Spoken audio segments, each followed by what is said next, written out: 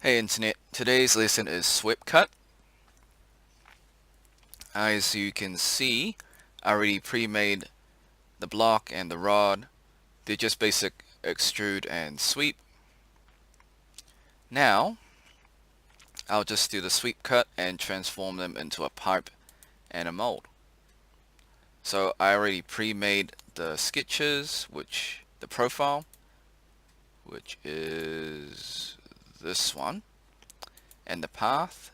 So I just basically copied the sweep path and I just copied it onto the plane, so the front plane, and just extended it as well.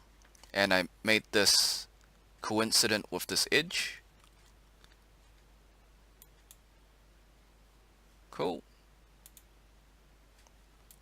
So as you can see, it's cut all the way through, and it's cut all the way here as well. So if we just section it off, as you can see, there's a pipe, and then this becomes a mold. Alright, thanks for watching. Like, subscribe, share, comment, ring the bell.